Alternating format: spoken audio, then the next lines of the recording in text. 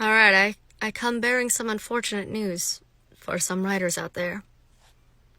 This is going to be hard to hear, but coming from both within the industry, in many forms, and as a reader, I'm going to throw a hot take at you that is going to hurt. I apologize in advance. Please get cozy. Please put your feet up. Stop doing waking up stories. Stop starting your story with your hero waking up immediately. Don't. If your opening line is so-and-so woke up, I will put your book down, and so will most agents and editors worth their salt. Stop giving them to us. Okay, I would like to add a slight caveat to this. Because yes, while you shouldn't be starting with something routine, I do think you shouldn't wait to start your book until the exact moment the action starts. Why? Because then we don't care. We have to know what is changing about their life to understand that this is the moment their life changes. For instance, if I'm writing a book about a struggling actor and the day their life changes is the day they get this audition and get cast in this film and it's great, I may not care unless I see what their life was like before. Show them running late to the audition with their rehearsal bag falling apart because they can't afford a new one, and they have to take 17 subways because they can't afford a taxi and they live too far out of town. Those are moments that are engaging and give you a flavor of who the character is when leading up to the moment the life changes. All right, I would ask you this then. Is that truly the moment his life changes? Or is it whatever led to the dead body happening, or him suddenly not needing his glasses? Unless this is a spontaneous activity of random happenstance in the universe, chances are something he did, someone he ran across, something that happened to him earlier is what led to this moment. How much stronger would it be if we got to see normal life, accidentally the moment that is going to incite this, and the chapter ends with something, something, something. He woke up next to a dead body, could see it clearly, and realized he didn't need his glasses. It's stronger if we know he wore them before, and that he may have done something mistakenly earlier. Okay, I take this as absolute permission to throw hands, literary Dickensian hands. Let's go. Okay. Lovingly, Boba after. Okay. Is the most interesting thing about the main character that they woke up on this day when things changed? Because openings set expectations for the story. And if you can't start the story until your character wakes up and opens their eyes on page 1, how interesting of a character are we about to read?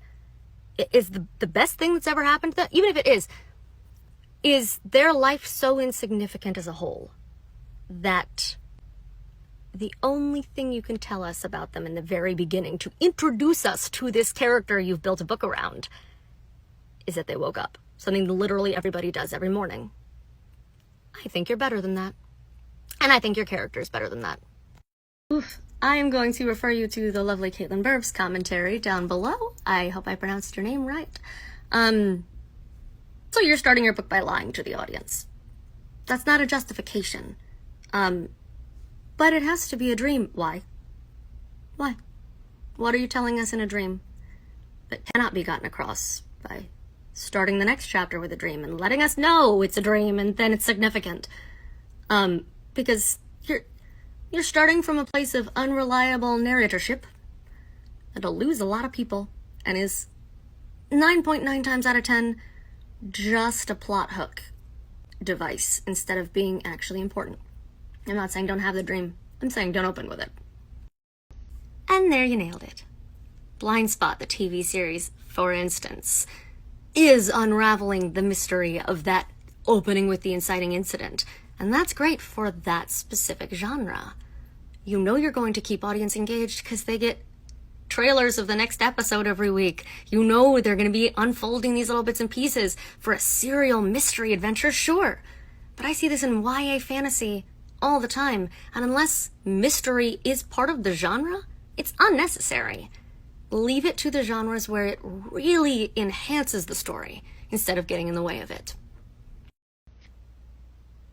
Don't mind me, I'm just out here making multi-part TikTok sagas to make this one very simple point that you have done in one comment.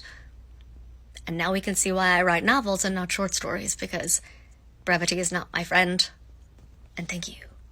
But it's very true. While I have you all here, this is absolutely accurate.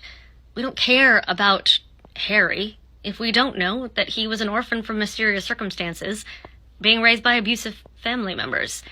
We don't care as much. If he knew he was a wizard his whole life, it wouldn't have been as interesting. We have to know that he didn't know.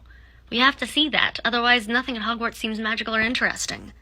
If we don't see at the beginning of A Christmas Carol that A, Marley was dead to begin with, and B, that Scrooge was this lonely, depressed miser who hated everybody, before the ghosts visit him, nothing the ghosts do matters.